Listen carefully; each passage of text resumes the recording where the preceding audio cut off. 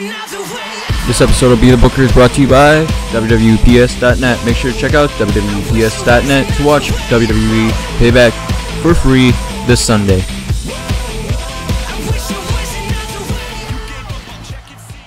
Okay guys, what is up? Ryan Future here, and I'm doing my pay-per-view predictions slash what I would like to see, hence the name Be the Booker. And basically we're starting off with Sheamus versus Damien Sandow. And right now basically Sheamus is a huge face of the company basically. And to be honest, he's kind of becoming the Irish version of John Cena. And I can't really remember the last time Sheamus even lost, so I highly doubt that they would make him lose. A kind of pointless feud with Damien Sandow, I highly doubt that they make him lose this match. So, to be honest, I think Sheamus is going to end up winning. I mean, as much as I would love to see Sandow end up winning this, I just don't see it happening the way that things have been going for Sheamus. So, that's pretty much all I got for that match, because there's basically just been a bunch of pointless mind games or whatever, mental challenges that Sandow's put Sheamus through. And that's pretty much been the only build-up for this match, really. And also, I mean, you have to remember, it is the pre-show.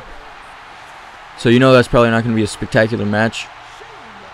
Only spectacular pre-show I think I've seen so far is probably the WrestleMania one, and that was pretty decent. Besides that, not really anything too great so far. And then we move on to AJ Lee versus Kaitlyn. And basically, all the build-up in this whole thing has basically been the secret admirer. And to be honest, I think that after all that, I don't think that WWE would have AJ lose after putting in all that effort. I mean, basically devoting all of the Diva screen time, which there's not very much at all, usually like 5 minutes on each show. But devoting all of that to the secret admirer thing, I mean, there's really no way that you can have AJ end up losing.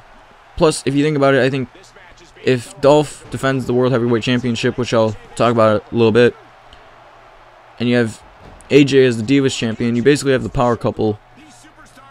And, I mean, it could be pretty interesting like that. But also, I mean, it's a Divas match with Kaitlyn, who's fairly talented in the ring, and then AJ, who, she's okay. But basically, I don't expect this to be a great match at all. It's probably going to come between the World Heavyweight Championship and the WWE title matches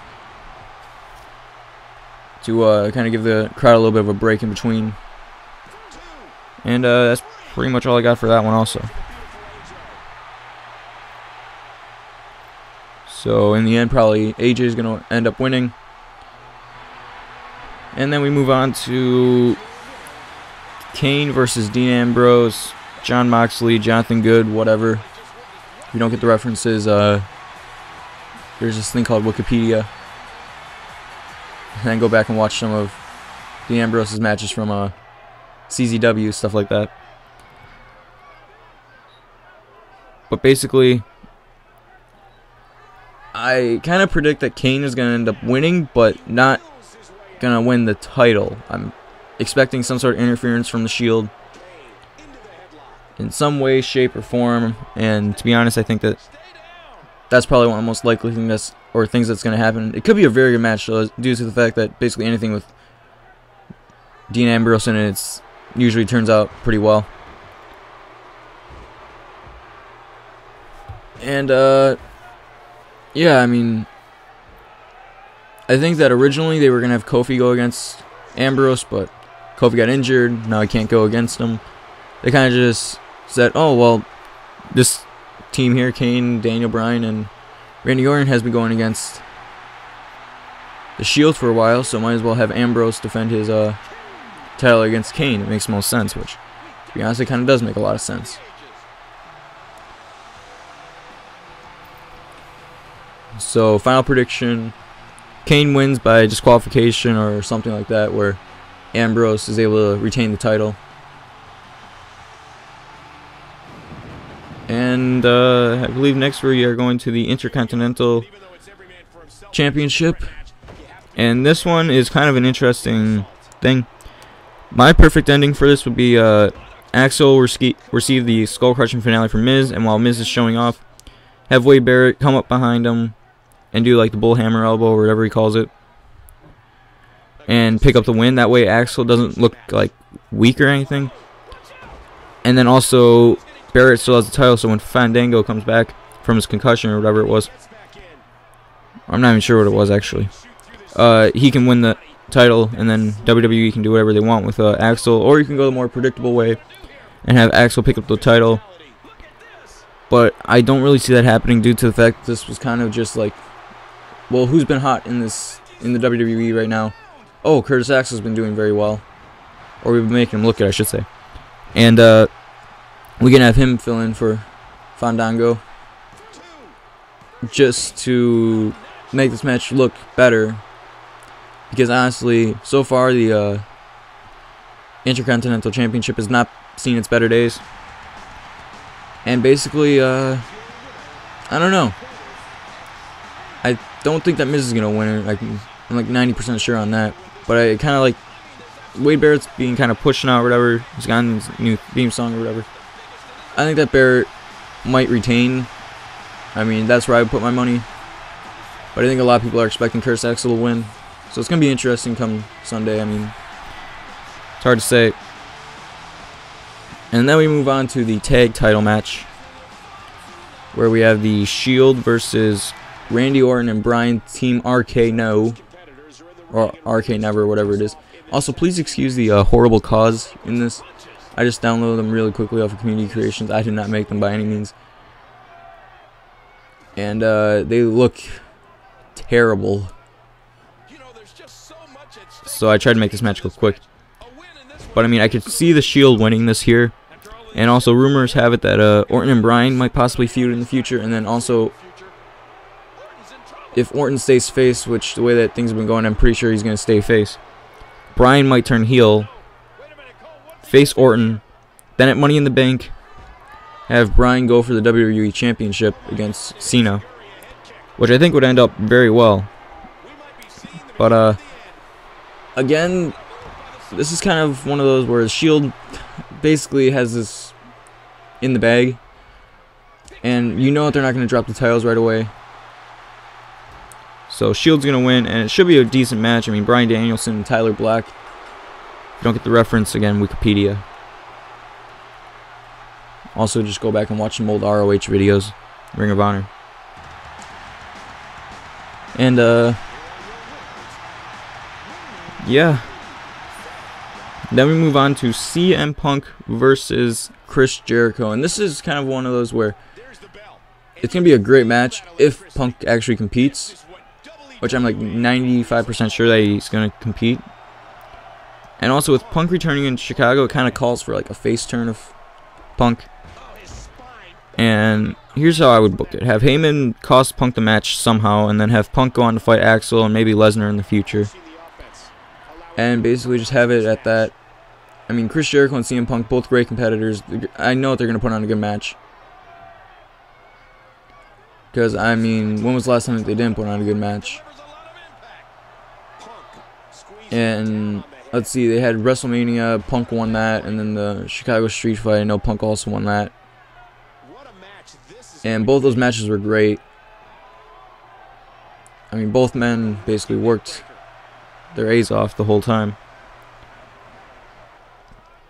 And then also, rumor has it that Punk is actually going to be unveiling his, or is going to have a new theme song by Rancid, I think it is.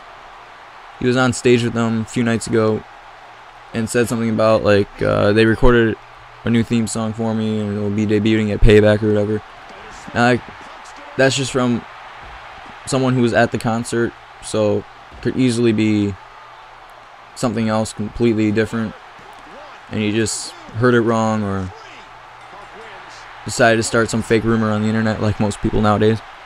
But anyways, I mean, Punk is probably going to end up winning or losing with Heyman, but I think it's going to be a face turn somehow for Punk, because, I mean, a lot of people are saying like, oh, well, Punk's a terrible heel or Punk's a terrible face. No, he's great at both. I mean, just, he doesn't have to be a guy like Cena who's bad at heel or bad at face. He can do either one great. and he's shown that within the past 2-3 years. Then we move on to the World Heavyweight Championship match. Now I would go through the build-up for this match, but there was not any at all. Which, I mean, there's really no one to blame. It's just the fact that the only thing to blame is the fact that this match is still going on. I mean, Ziggler was out with a concussion for, what was it, like a month or something like that. And I mean, there was next to no build-up at all. I mean, we didn't have the match confirmed until this Monday. And basically, I mean, through this match, we could have like Big E take out Ricardo or something, and then while Del Rio's preoccupied, have Ziggler roll him up or something, or hit the zigzag. That's more likely how it's going to end up going. And then basically just have Ziggler retain the title, and have him and AJ be the power couple of WWE. And the only reason why I could see Ziggler dropping the belt here is just due to the fact that WWE is mad at him for being out as long as he was. But again, there's really, you can't be mad at him for something that like is an actual injury and isn't safe to compete with. And that's all that I really have for this match, due to the fact that, again, there was no build-up whatsoever, so I can't really run through that to take up some time here. So, just give it a minute. Ziggler pick up the win. 1, 2, 3. And then we're going to move on to the WWE Championship match between John Cena and Ryback. And now this is a something that sorry, I just completely destroyed the audio there. I knocked over the microphone. I could see this going one of two ways.